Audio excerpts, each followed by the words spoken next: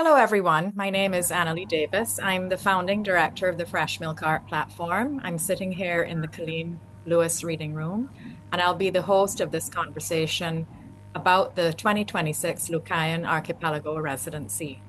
The format this conversation will take is as follows. I'll describe the nature of the fellowship, introduce our three guest speakers, and we'll just go through a series of questions that will focus on how we encounter new places, material considerations, and the collaborative process, and how the creative imagination engages with ecological concerns that so many of us have today. The Lucayan Archipelago Residency focuses on intra-Caribbean creative and environmental exchange. It's a partnership between Fresh Milk, Poinciana Paper Press in Nassau, and the Pantaria Foundation, which supports communities that honor culture, regenerate nature, and strengthen local and regional forms of knowledge and self-determination.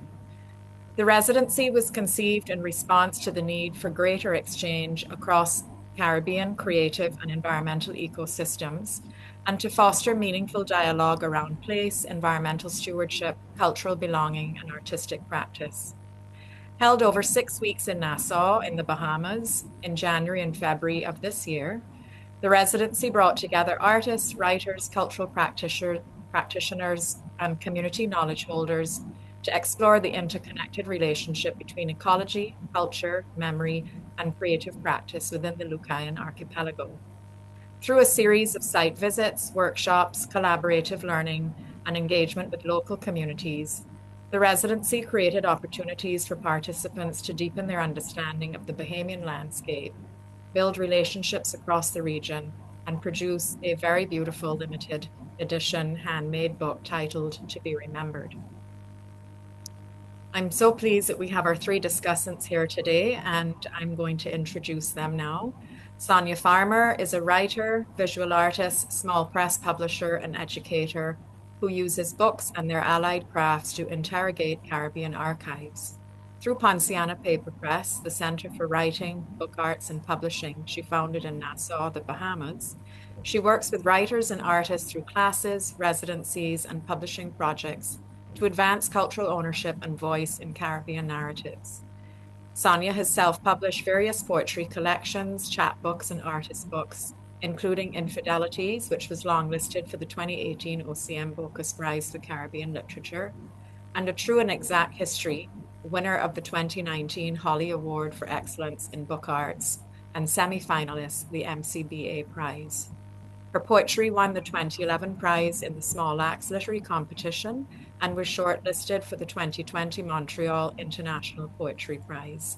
Sonia holds a BFA in Writing from Pratt Institute and an MFA in Book Arts from the University of Iowa. Welcome, Sonia.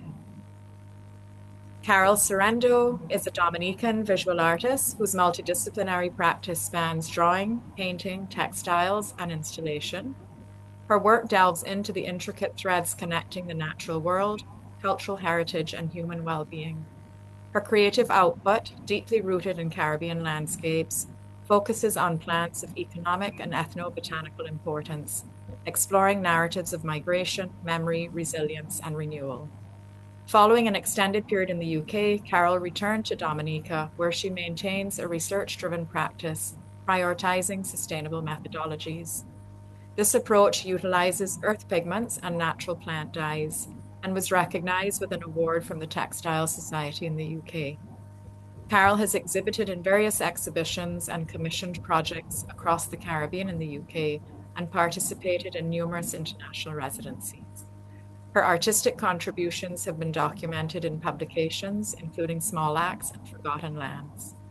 She holds an MA in Creative Practice from the Leeds College of Art in the UK. Welcome, Carol. And Tracy Assing is a member of the Caribbean's diverse Indigenous community. Born on the island of Kyrie, or Trinidad, she is a writer, editor, documentary filmmaker, and communication strategist. Her art has manifested through poetry, short films, and photo manipulation, as well as printmaking, performance, installation, and DJing. Her film, The Amerindians, was the first film about Indigenous survival in the English-speaking Caribbean, written, produced, and directed by a member of the community. Working mainly in nonfiction, her work and activism is aligned with sustainable ways of living and green strategies for survival.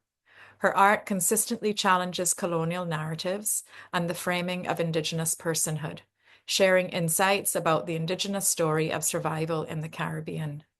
Her writing has been published in Moco Magazine, Pre-Cash Press, and in the Encyclopedia of Caribbean Archaeology by University Press of Florida. Welcome, Tracy.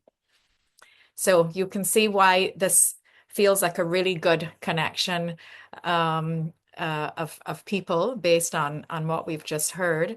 And to open up the conversation, I wanted to ask Tracy and Carol, before you got to the Bahamas in early 2026, I wondered if there was something that you were carrying with you that you hoped the residency might help you explore, an idea, a question, a concern, or something that you were curious about. Carol, I see your mic is on, so why don't we start with you? I think I was very conscious of going in quite open-minded and being open to explore new things and experiences. I did hope that there would be a connection between myself and Tracy, which was great because it's always interesting meeting new people. And I was also hoping to learn new skills in paper making and bookbinding and discover new dye dye samples. So, and all these things came to fruition. So, yeah, I'm very, very. Great, thank you. Tracy? Well, I feel like um, most of my context around the Bahamas was, a lot of imagery around tourism, around white sand beaches and the water, and inevitably someone relaxing on there. But like there wasn't like a clear, I didn't have a clear indication from the media that I would have been exposed to of the people of the Bahamas. I felt like a lot of the media was removed from like that story. I didn't have a sense of it. And so I was really excited and, like Carol, open to what the island was going to tell me. And I was also excited to work at a press um, and to be in a press because very early in my career, I also spent some time in a newspaper press. And so I was quite familiar with some of that technology, and I'm very excited with the opportunity to expand. And from an indigenous perspective, recognizing these islands as like the first place Columbus landed, for example. Like for me, it also felt like an ancestral calling to investigate what connection remained there, to sort of check on the status of our indigenous family, Mhm. and so I was those were the kinds of things that I was carrying, and like Carol, like really it exceeded all of my expectations. Probably jumping the gun there with the questions, but yeah. No, perfect. I mean, I think also you're both based in the Southern Caribbean. You're coming from very lush forest landscapes in Dominica and Kyrie or Trinidad. And you didn't only experience Nassau, you also traveled to North Andros, where you were encountering local artisans and people working with the environment and community members. So when I think about encountering place, the Lucayan Archipelago is, it's this living environment, and I just kind of wonder how you were impacted by this place. It's very different from Dominica and Trinidad. How did those encounters in Nassau and North Andros impact your understanding of the region? I think for me, the thing that really hit me was the blue, especially flying over. The shade of blue was so breathtaking, and I've just never experienced that intensity of that blue before. So that was one of the things, and the fact that it was so flat. The in Andros, the highest above sea level was something like 30 foot, and that was very hard to comprehend and to get in my mind when Dominica is so green and mountainous. Um, yeah, I mean, it was just such an amazing landscape, I think, and especially Andros. I think it was very useful for us to be in both places, in Nassau and Andros, and just compare and contrast that kind of isolation in Andros, and then there's such a busyness in Nassau, and there's such a built-up environment, and then going to somewhere that was totally different, and yeah, just that space and time to connect to these two places was absolutely amazing. I'm still actually digesting a lot of it, Annalie. I find I'm still in a space where I'm digesting a lot and just thinking what it means, what it meant. How do I actually write up some of that? Because it was such a vast experience, and there's so many elements of it as Yeah. an experience that, so. Yeah, I think that's the value of residencies, right? They Mm, tend to plant a seed that germinates for yes. a long time. Tracy, how about you? What was that? Yeah, I was interested, as I said earlier, about the commonalities as well as the differences, right? And yes, the landscape, so very different. Flat, yes. The height of the trees, the types of trees, um, but also we use medicine. We use herbs for medicine there too, um, and uh, and the way that water has shaped the land was so dynamically different from our space in the south, which one could argue has more or less been shaped by fire. And I remember that being part of the discussion, that we come from sort of like a dark earth, whereas in the Bahamas it's sort of like a light earth, as it's more like water fed, which was very interesting. Also, just the mythologies around the water and the blue hole and the forest, and the fact that throughout the Caribbean, our mythologies are rooted in entities that want us to take care of our environment. Wild, right? Because the Shikshani chooses, if you love the island, you can stay. The Shikshani makes the decision, and so like that also resonated with me, where we have the mythology of Papa Boa, and and so the importance of those stories, that's common in all of us. The value of the land, because I remember one of the things that one of the early tours we went to, one of the tour guides was like, there's no trace of the Lucayans in the landscape. But the more time that I spent, in Nassau, and even more so in Andros, like Andros really sealed it for me. Um, the Lucayans are present in the landscape, in the landscape, in the herbs for medicine, in the way that people were able to survive in those pine forests. If you go to Andros and you realize, how harsh those and extreme those conditions were, and people would have survived in there.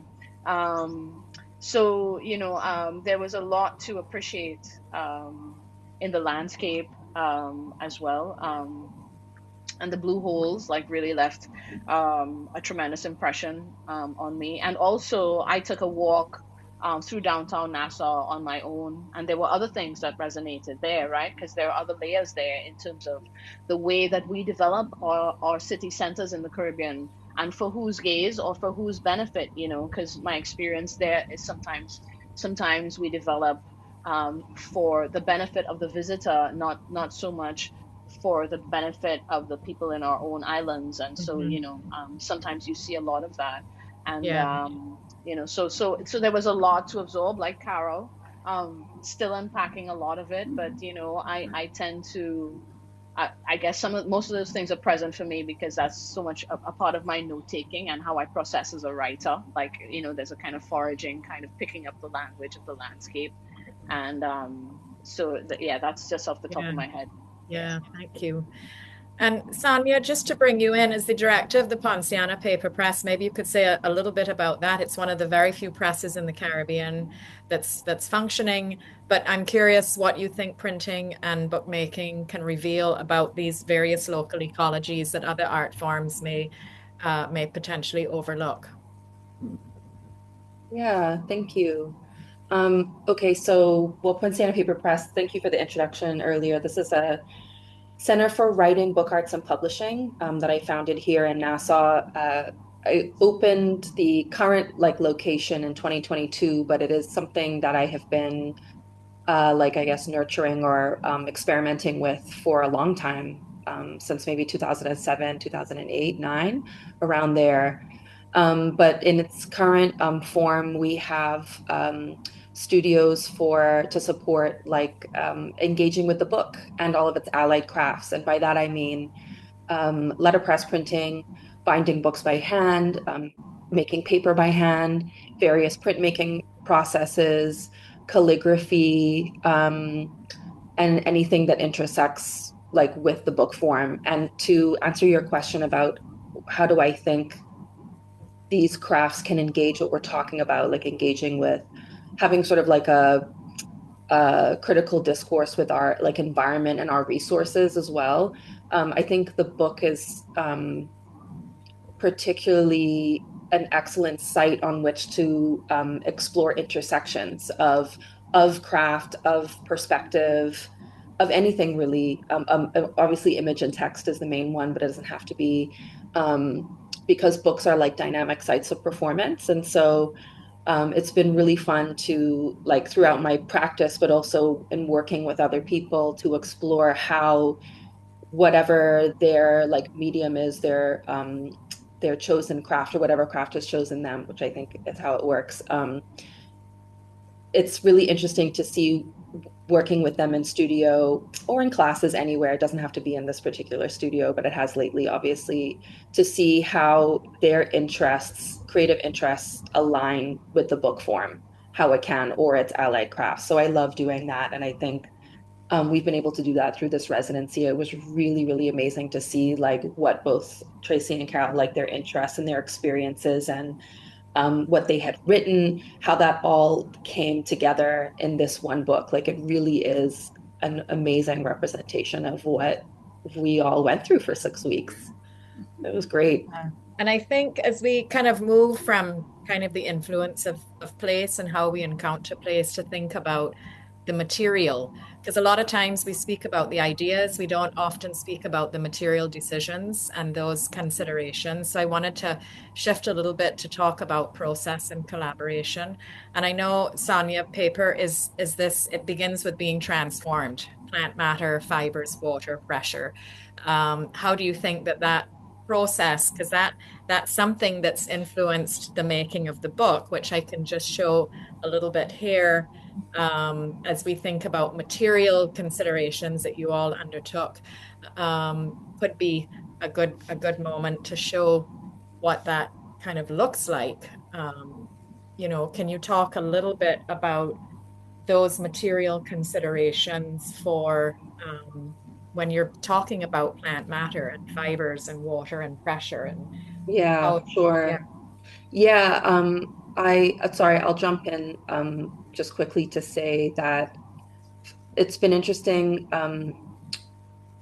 running the space itself from 2022, as I came off of, like you said in the introduction, I did my MFA in book arts at the University of Iowa, which was just a really incredible experience. I miss it and I think about it a lot. And it was a fantastic education. And then I moved home and I had to have a little bit of a come to Jesus moment or a rethinking around what resources are really available to me readily here, where import percentages on fine art papers are 45% duty, for example, and then there's other landing costs and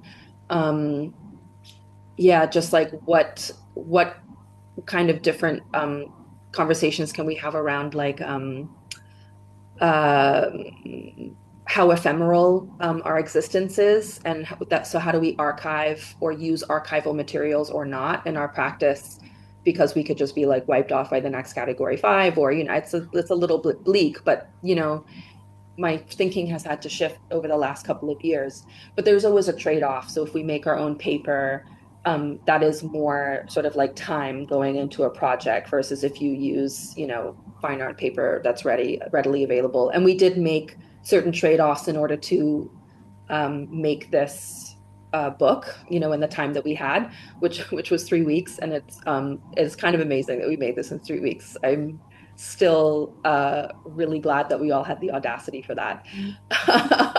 Three You know, audacious women.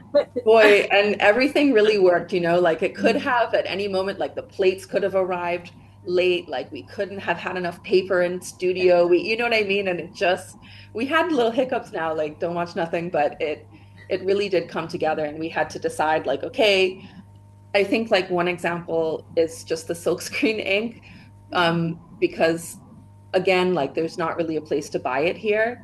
And we knew we wanted to use orange for the interior part of the book. When you showed the orange part is Yeah. a silkscreen printed. And I kind of did like a little Google sleuthing and had to figure out, so if I could get some golden acrylics and I have a bunch of silkscreen medium, what kind of you know, mix do we have to make for this to work? And we got it wrong first time. It was really scary. It was really scary. We were afraid. I thought that this was the end, but then we tried again and we were all there for each other and it was fine. But it was one of those things where you're like, you know, it's going to take 2 weeks for this to land and we don't have 2 weeks. So Right. what are we going to do? And if the soul screen didn't work, we were going to try something else. I don't know what, but we were going to figure it out, you know? So it's been a lot of like figuring it out. And that's such a Caribbean experience, you know? Absolutely. And Yeah. the book like captures that, I think. So we were able to really like have a considered moment with the cover paper, which is banana plant and some sisal as well. And we used a natural dye within that. It's a black walnut. It's not something that's sourced locally here. It's just something I had on hand. But since Carol was bringing all of the natural dyes into the process, we thought, let's make it look like, you know, the aim was for it to look like a coconut tree trunk, you know, Right. so we had that sort of brown color. Like the banana plant would bring that a little bit of that greenish gold, but we wanted it to be darker. So we made it work. But what's really cool about that is that we got to use banana stalks from the yard in the press. And when you make paper from natural plants, everyone has a lot of romantic ideas around what that entails and looks like, but it really is like 95% disappointment. Um, and then sometimes you get it right. And so this is the second time I've made banana paper from the yard, and the first time was really not, it didn't really work out very well. And everything affects the plant, you know. Is it because we harvested it in January? Maybe I think the last time was maybe like the fall or the Yes. summer. Does it have to do with like Yes. the September. rainfall? Yeah. Does it have to like maybe, you know, you have to kind of guess when you're not measuring dry weight for fiber about how much soda ash to cook in, and like the chemistry part of it you have to get right or experiment with. And like everything else came together. We're very grateful because we Great. got to have a little bit of the press in there. Yeah. Yeah. Good. Thank you. And I think Carol and Tracy, I mean, the focus of this particular residency is about engaging with book arts. And so I'm just curious how, you know, going in, you knew that you were working with Sonia and the Poinciana Paper Press. And I'm just curious how your engagement with the book arts and the paper, the writing, the material process, you know, working with the banana, the natural dyes, how did that influence your thinking together through this project? I guess I have had a little experience in paper making. I kind of dabble a little bit. The natural dyes is quite a big part of my research. But again, a lot of that is experimental, and natural dyes are so temperamental. And the whole thing about that ephemeral quality and you know, archival properties and all of that, how do you work that all into a piece of art that people might want to be permanent? You know, people love permanence.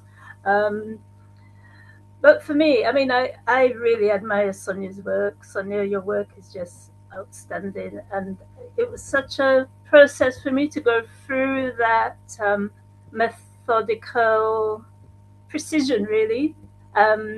Yeah, thank you, Tracy, so much for kind of keeping me on my toes. I work very differently. So it was really great to be able to go in the studio on my own. Sometimes I do bits on my own, like the hand painting, and then come back, and some of the precision work I really struggled with. But it was a great it was great for me to go through that process, and I've learned so much, and I really would love to do more. I can see myself, really engaging in more book arts and taking that precision a little bit further. So it was just like an amazing experience, and discovering things like the cocoa plum. We had such moments of revelation throughout the whole experience. I mean, that was just a little happy accident, I call it. And I'm really happy that I can actually take that forward here, because since being in Bahamas, I've actually found that we do have that species here. So I'm quite excited to actually find, I've actually managed to extract something, a very similar color to from here, that from one of our eco resorts. Somebody gave me some. So it's that it's just been amazing process, and the whole thing about hand stitching. I love stitch, I love thread and color, and just seeing the whole thing come together. I mean, there's so much happened that we can't talk about. Some really fun situations and some quite tense moments as well. So it's a real balance of fun and tension.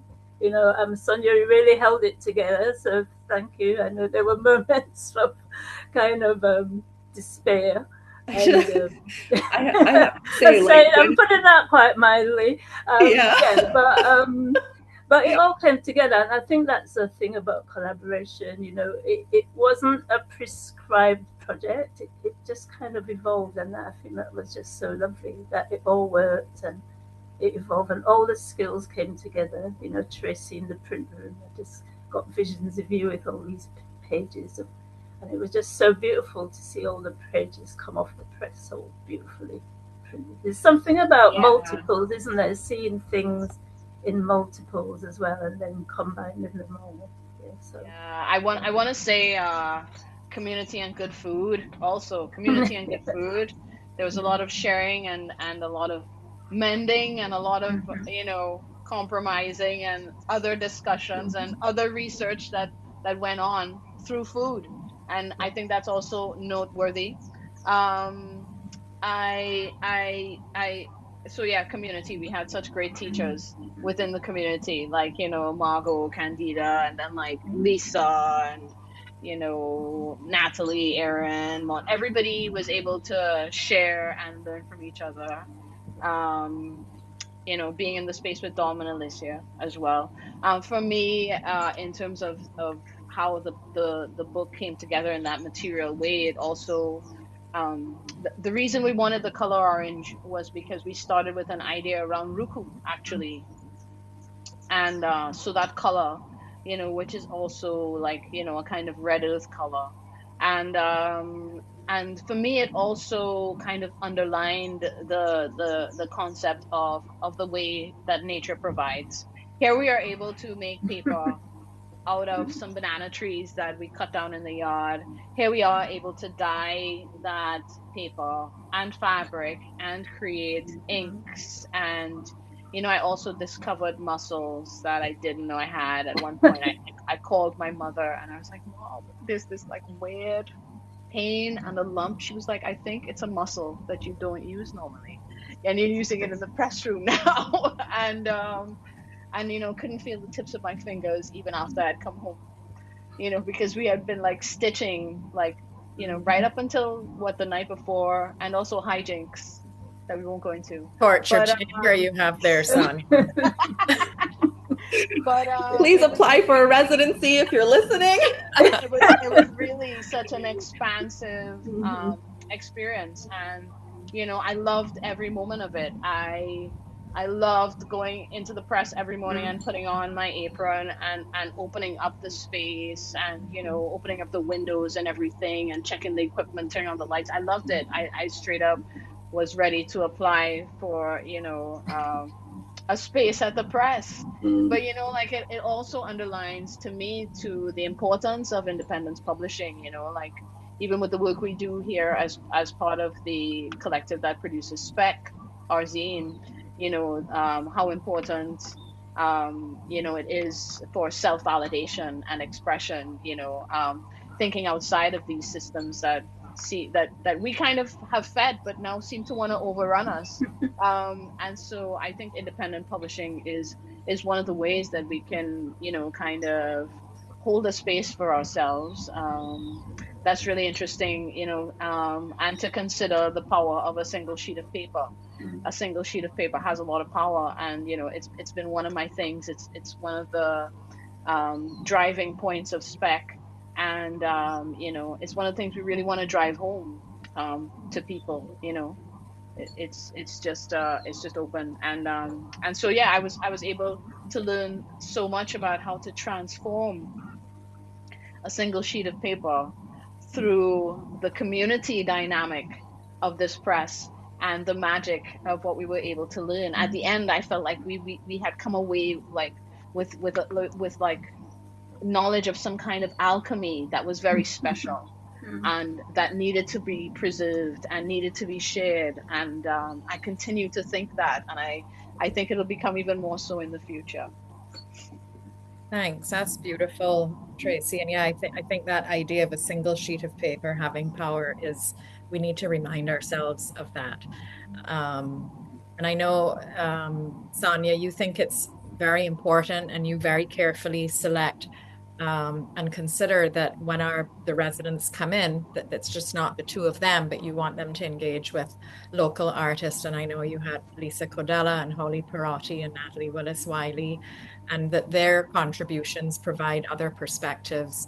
And I think it's really important to ground the experience of the residency in engaging with these people. And yeah, I'm kind of curious if working alongside them, coming from different backgrounds and disciplines, if that altered the methods at all, what it was like kind of managing that, and what it was like also for Tracy and Carol to be in that company. I mean, you've talked a little bit about it, but I just wonder if you have anything else to say, because I know these other three artists were specifically present during the time. Well, for me, it was really enriching working with other people from different disciplines. Very often I work in isolation here. Even if I'm part of an art group, we're still very much within our own practices. And I was just sort of really impressed with the whole community aspect at the press, and everybody contributed something to the book as well, which was great. And there was a lot of, like Tracy said, sharing of food, sharing of good coffee from Dominic, and just talking in general about things that are going on in the island, and sharing of things that are going on in our own islands, and sharing experiences, because we hear about the Caribbean, but each island is so very different. And even within Bahamas, each island has its own identity. Each island within the archipelago has its own unique identity. And what struck me, I think, is just people's love of home, love of their home as well. And I think that was something that was nice and common, and yeah, so yeah. Yeah, when I opened the space, I really wanted to have a residency component, because book arts is sort of it's not really a medium that's engaged so much here. And so I thought this would be a good opportunity to engage people and see how we could expand the craft together, And I did a residency, like a Poinciana Paper Press book arts residency in 2023. But when the opportunity came along for the Lucayan Archipelago residency, I was like, oh, this could be really magical if there were a few local artists who would be interested in joining. And for the most part, I identify and solicit people, but some have approached me before, and I would sort of keep like a pin in them, in my head. Or it would just be like the right time, right opportunity situation. But anyone who I try to get like a writer to join, and then artists who are working in a medium that could intersect with book arts pretty easily. This time around, I think that the local resident artists were really engaged, and I felt like the group had a really, like, quite frankly, a really magical cohesion. It was so much fun. Like, it was kind of criminal. I was like, I am getting like paid to have so much fun right now, you know, and that's the dream, you know what I mean? Like I have a lot of fun otherwise too, but it was excellent. Everyone showed up, you know, everyone engaged, everyone like experimented openly. Um, it was just great, and everyone sort of, we built on each other's work. Sometimes we made things together, um especially during the workshop components, because I feel like I should say that the book really like comes out of how the experiments in the first half, you know, because the first half of the residency we're doing like an intro to making books, we're doing a little intro into like letterpress printing, but really like image making on the press. We used, you know, botanicals that we sourced from the yard here, but also the yards of where everyone was living, and just like printed these botanicals. We like we did make banana paper before we made banana paper for the book, you know, and all of that informed where we landed with the book. I thought that was really, really quite cool. And of course, the trip to Andros as well. So it's and Lisa Cadella went on the Andros excursion with them. So that, you know, that didn't happen last time. The two Lucayan Archipelago residents went by themselves to the Abacos, but I thought that was, I think that that added a really fun element for everybody just to go together as a group. And Lisa could also bring her interest and understanding and experience as someone from the Bahamas, but also going to another island for the first time, you know, because even though we are in the Bahamas, we, like Lisa's from Grand Bahama, she comes to Nassau a lot. But even though I'm living in Nassau, I haven't been to like Cat Island, for example. I haven't been to Bimini. I've only been to a handful of the other islands in the archipelago. I haven't been to Andros. It is still on my wish list. I really would have like tried to have gone myself, but I had a lot of admin to catch up on while they went away for the residency. But yeah, it's just how can, since I'm doing this anyway, how can like I expand the experience to other artists locally who might be interested and not have another opportunity to do it.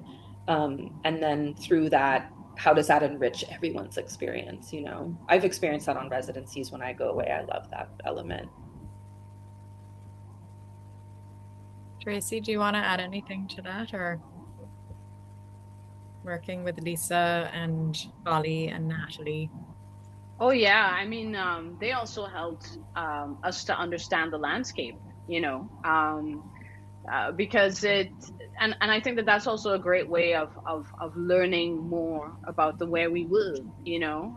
It wasn't just about, you know, like we did go on a few tours. We also visited quite a few galleries and made some connections with the National Art Gallery. We went out to Turn, the B&M, you know, like we met quite a few people, and I think that that also helped us understand the space, you know, and to kind of give more context to the picture of the Bahamas that we would have seen before entering, you know.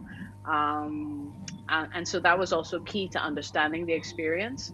And just, you know, having that group of people who, like, in that moment, like we were creating, we were making work for the sake of making work. We were making art for art's sake. We weren't making work to be sold or for the gaze of some other. We were simply having fun, and we were experimenting, and we were researching, and you know, we were laughing, but we were also stretching each other. Like, you know, I started drawing again. The lino that I made was that was some first time stuff. Like I remember, like literally, on the encouragement also from Sonia and Carol, like, you know, I was like, oh my God, I can draw. Like what? Like, oh yeah, I did before, but like I haven't as an adult. I never, you know. And then Carol would be like, you know, I think, you know, maybe you should do the studies for the book. Like, I want you to draw this mangrove, do the mangrove bit and come back. And I'd be like, oh, Carol, you're so ridiculous.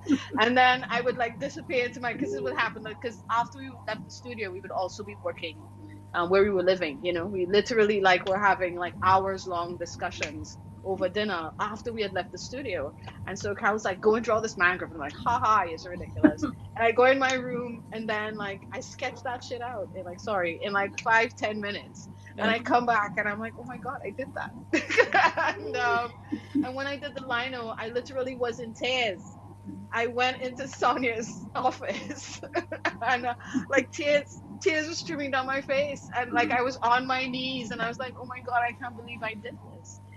So it also felt like such a safe space for that vulnerability to like jump off the cliff and have people being like, oh yeah, you did that. Nobody knowing exactly what was going to happen at the bottom, but still, like, we're with you. Like, do that, Yeah, jump and you'll be caught. And so no judgment, yeah. That was just exceptional. Just, Great. I love it there. That's great.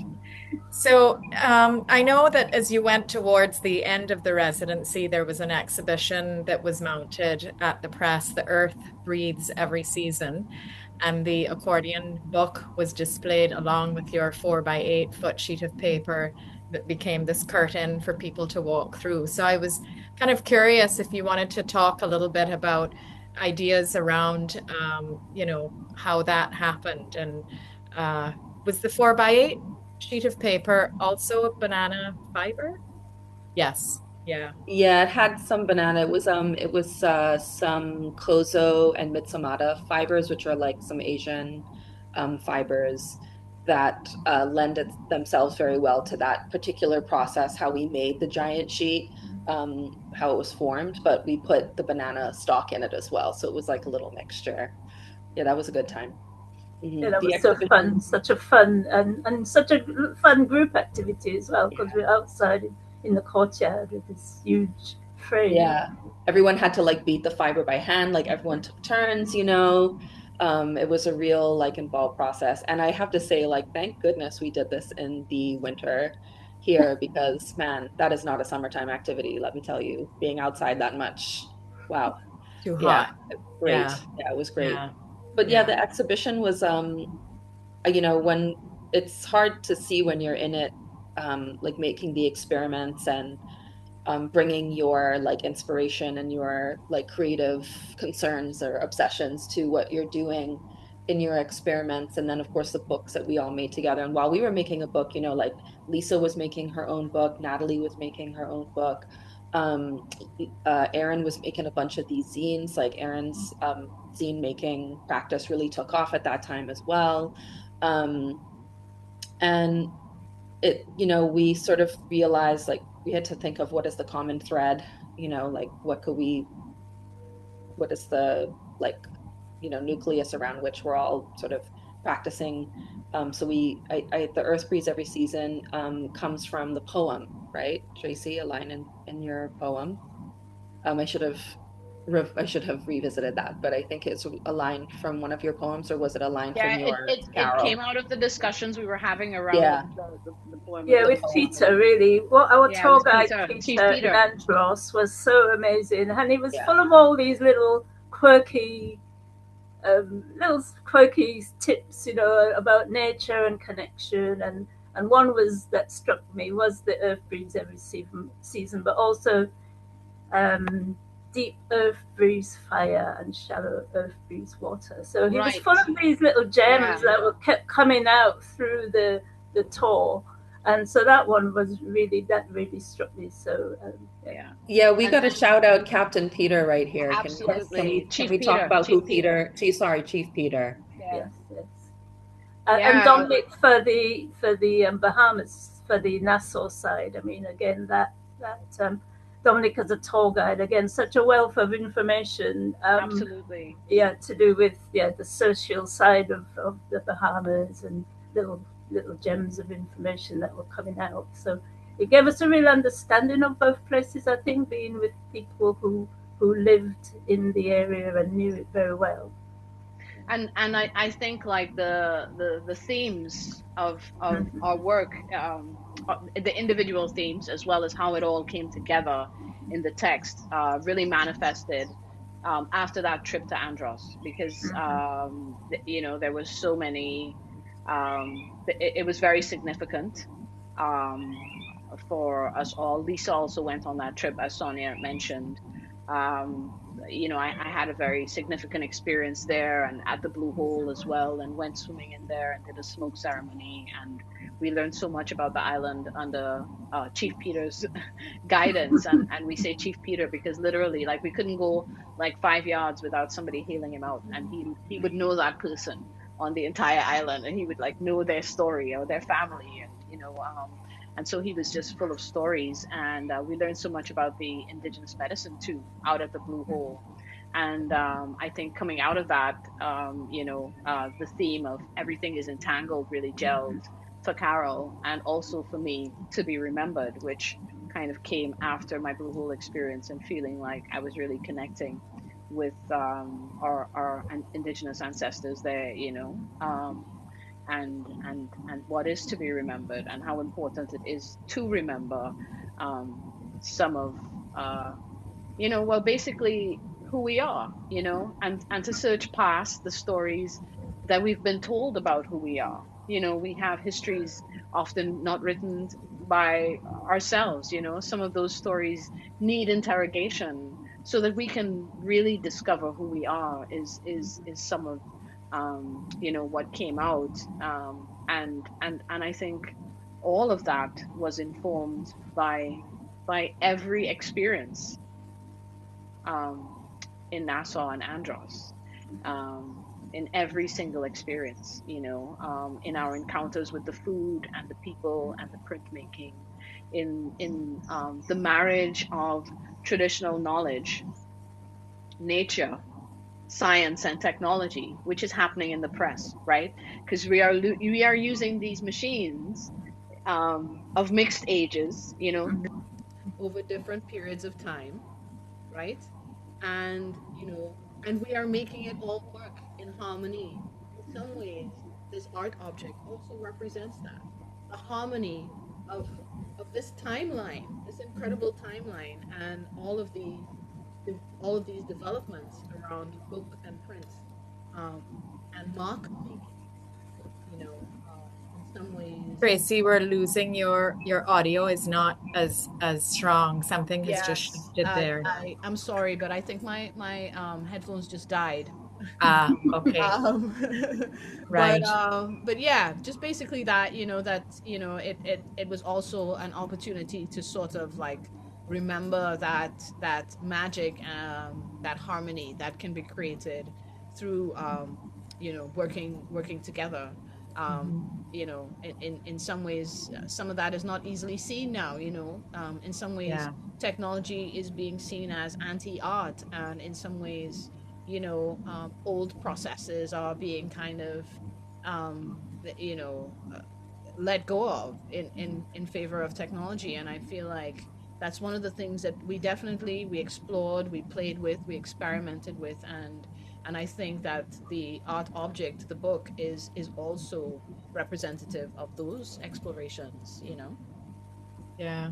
I mean, that's a nice kind of segue into the section I wanted to address, which is around the environmental imagination and Caribbean futures, because this particular residency, in part because of Pantaria's interest in the environment and culture and community and farming and science, that the residency is emphasizing dialogue with environmental ecosystems. And I'm curious how you feel that emerged in the book, to be remembered. There's this lovely little phrase here: I take your poison and make my bread. Anything you eat here will make you strong.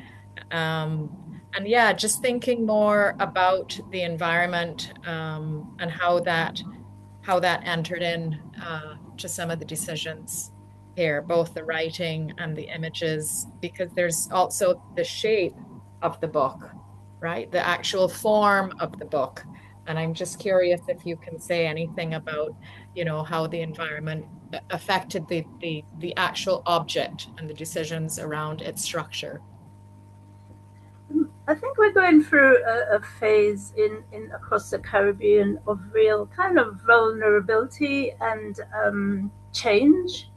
It's a very dynamic shift across the islands. This balance between nature and development, I know when I got to Andros, I shed tears. I don't know what got into me. I was just so emotional.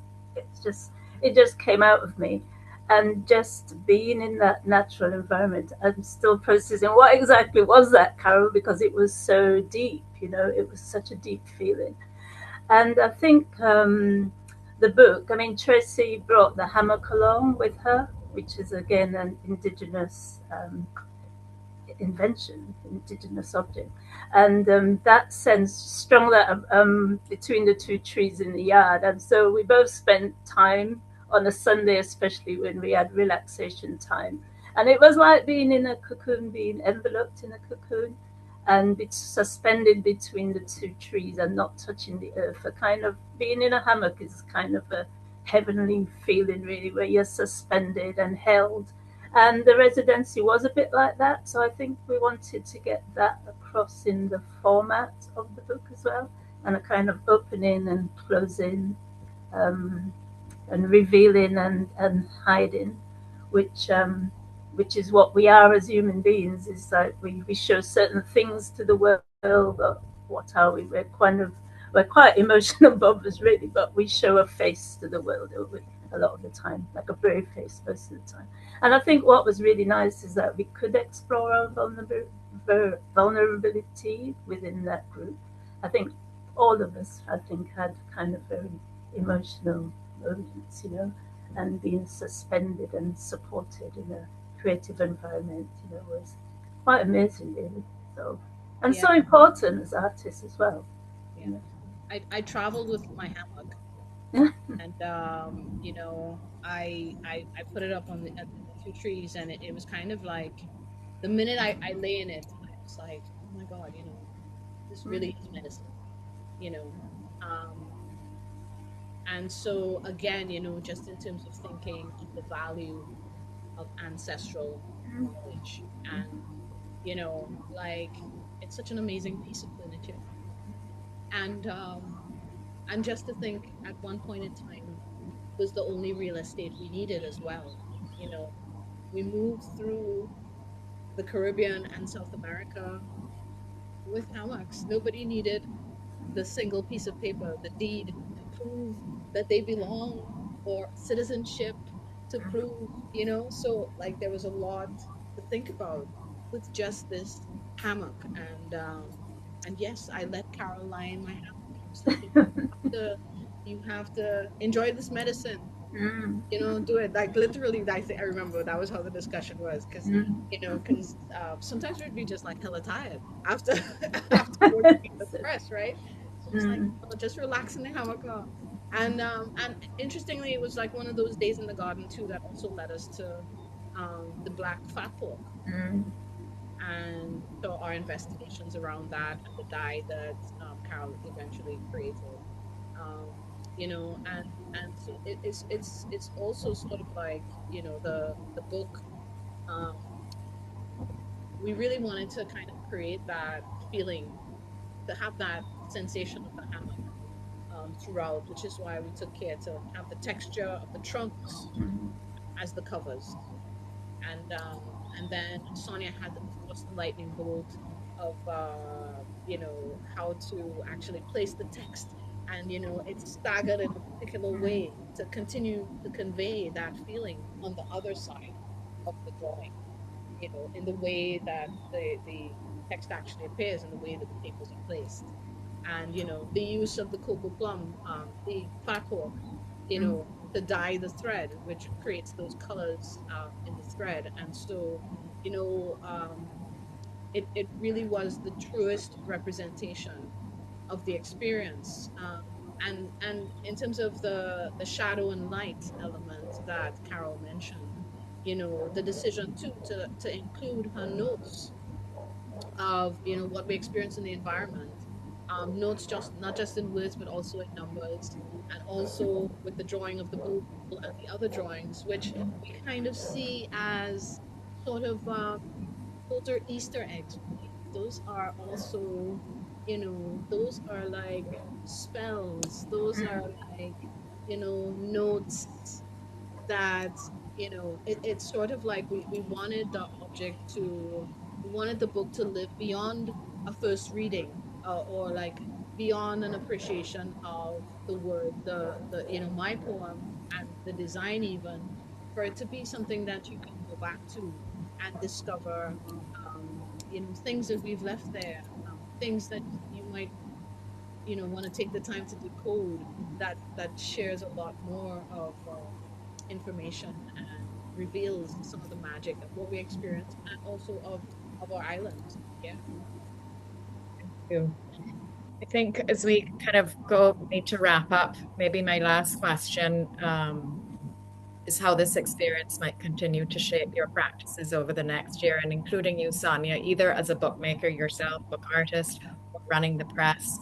Maybe we can kick off with you. And then, yeah, just thinking about, because I know having taken part in residencies, it really does germinate. It plants a little seed that germinates for a long time. So just wondering how this might shape your practices moving forward. Carol, I'm going to ask you just to put your mute on while you're not speaking. I think we're hearing a fan or something. Thank you. Yeah, that's great. Yeah. Man, it was just so much fun. I think it was a really important experience for me to feel like maybe like a coalescing and then a momentum around something that I've been trying to build here for many years. But it's hard, man. Like it's hard to run a space here that is a little bit different and unusual. It's hard. I mean, in multiple ways, that's a whole other interview, but I felt like this gave me like the experience, the really excellent experience I needed. Like the group was just right. The time was just right. Like maybe the astrology was just right. Do you know what I'm saying? And I felt like everything just came together beautifully. And so for me, in terms of my practice, it was invigorating because I hadn't really been making books for a long time. And this year I've been making so many books, like something just shifted finally. And not only just with this residency, but something that we just finished here, which is called Radical Acts of Publishing. And I think that when I think about like what do I want to keep and continue moving forward and then balancing it with my own practice as well in the space, is definitely the residency experience, and then the Radical Acts of Publishing experience, and um, how I can, besides make books in my own practice, be like kind of like a book doula. Someone called me that. Um, I don't know if that happened during our residency too, but I remember again it happened a few like 2 months ago. And I like that. I think that my skill set is to see what everyone can bring to this structure because the book can hold so much. Like it can contain so many perspectives. There are so many formats. Um, so I think like for me going forward, it's I hold on to that experience as like proof of something that I can do and that we can do with the right kind of group and mindset. And everyone just brought everything into it. There were no at least I don't remember feeling there were no like grudges about like I'm doing more, I'm doing this, it was all like this is what we have to do. I sat down and we made a list of everything that had to happen for this book to come through, right? And it was a like a spread. I think there were like 50 points on this list. And I remember like I remember the look on Carol's face was like, how are we gonna do this? And I was like, guys, it looks like a lot, but the only thing is we just have to check off like 5 of these a day.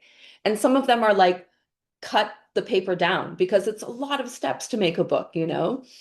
But I was like, I know we can do it because based on the experience we had had, like each of us is going to bring what we can to this. And we really did. Like everyone brought everything to this book, all of us. I can't say that anyone felt any type of way. Like this book was, a real gem. And so I carry that like experience with me, like in my confidence and my joy. Yeah, it was just great. Great. Thank you. Yeah, blood and bruises and good food. and great experiences. um, but yeah, bookmaking ain't easy. But what a thrill! What an unmatched feeling to hold something that you created like that. Like, like if the best director manages every frame, lighting, costume, etc., etc. It was just like that. It was just that level of mindfulness, including the choosing of the type. So, this was also Sonia, you know, I'm saying, like, literally, I was ready to sign up to be an apprentice. I was just like, oh my God, just like whatever. I'm just gonna wear an apron. I'm happy. Let's just do it. Um, anyway, but yeah, I think that it was just that it's kind of that it was so expensive in some ways to make this happen, because just us coming together, you know is there are obstacles around that in the Caribbean. Like, one would think there's so many commonalities, but travel, the cost of travel is prohibitive. So, like that's one of the things that really struck me as well. It's that so much is possible. Like, when we come together, it really felt like, you know like drawing up from the south and the north. At some point I was like, oh my God, this must be like, I said, when I was growing up, you think of the Hall of Justice with the super friends, and you're like, oh yeah, that's what the UN must be like. But that's for another chat. But it did feel like that in Nassau. It felt like we had come from all of these different experiences with different skills, and we were meeting there to, like, create dynamic things and plant amazing seeds in each other's brains, like, literally.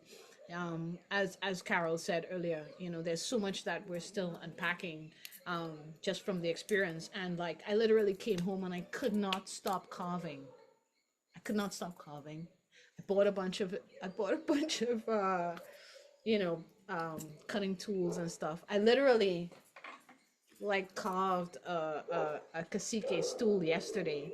I'm like, it's so much part of my practice, because it's also that, not that I'm a complete Luddite, but I'm like, I can create, again, a single sheet of paper with my handwriting. I can create the image with a stamp and some natural dye. And and you have a pamphlet, you have a publication, you have, some would argue, a different kind of power. And that's some of the things that really resonated out of the practice of being in the press, and also being somewhere else, being in community with people from, so many different spaces and from so many different disciplines. And so, I feel, yeah, I did feel, I was like, oh my God, I feel a little like this is like Gandalfish. I feel like I have some, like, my bag of magic is expanded, and this is precious information, but also much more precious because it's important to pass on. And so that's a lot of what I keep with me, from the residency. And I'm happy for that call up Great. whenever Thank it you. comes through. Thank you. Yeah. Carol? I think what it really made me recognize even more than ever, which is something I know, is that the need for space and time, to create and just and be in that moment. I've already experimented with some banana paper. I don't have soda ash, but I had some baking soda, and I had a little go with that, and that worked. It wasn't as smooth as the one we did in Bahamas, but it worked. It's paper. It was very fibrous, but quite interesting texture. I said I discovered that we have the black cocoa plum here, so I'm going to go on another hunt, see if I can source that. And yeah, so and I think what I'd love to embrace is the use of handwriting as well in bookmaking rather than printed text, to engage with that. And also to just embrace the beauty of the temporality of some of the natural dyes, to compound that, not just within other people, but within myself, because sometimes there's a little bit of tension that way, because in the art world, people want permanence, but that is my practice. My practice is looking at temporality and impermanence and change. So, and I have to learn to embrace that as part of my practice, well, and be proud of it and own it, and and accept that that is what it is. And other people have to come along with that, because that is the nature of being in the Caribbean. Things are not, like I said, things can go in a flash, And what is permanence? What is permanence of life and materials? So I feel like fugitive is one word that's used to describe this dying. Like the word itself, yes, the lever of language, it really resonated with us. We were like, oh yeah, yes, we're down to like have a fugitive yes. die. Fugitive die, yeah. Yeah, because the logwood especially is seen as a fugitive dye historically. So I love that about it, and so is the ruku proving to be a fugitive as well. So that's really, that's great. So Thank you. Well, your collective excitement is contagious. This is why Fresh Milk does this work. We believe in bringing artists together from around the Caribbean and telling our stories in our way. In closing, I want to first thank you, Sonia, so much for being so hospitable, for being such an amazing holder of knowledge and expertise as a book artist. Independent presses are important, and we're so grateful that you have Poinciana Paper Press. So thank you. Tracy, for reminding us that a sheet of paper has so much power. I love that. And Carol, for speaking about the shifting moment in the Caribbean and how our landscape can reduce us to tears. And that's very powerful. To all of you for saying yes and for participating with such alacrity in this 2026 residency. Putting people together is always a Russian roulette. You never know how it's going to work, but this one clearly worked very well. I want to thank Kayla Archa, Fresh Milk's content specialist, for all her work behind the scenes, recording our conversation today. Catherine Kennedy, our Director of Programs, for all of her administrative support for the residency, to our audience for listening. And finally, special thanks to Panteria for their incredible support making this residency with a focus on intra-Caribbean exchange, ecology, creative expression, and critical dialogue possible. We feel that the Lucayan Archipelago residency strongly aligns with their commitment to supporting communities that honor culture, regenerate nature, and strengthen local forms of knowledge. So thank you all very much, and have a good rest of the evening. Okay, thank you, everybody. Thank you so much. Bye. Enjoy the book.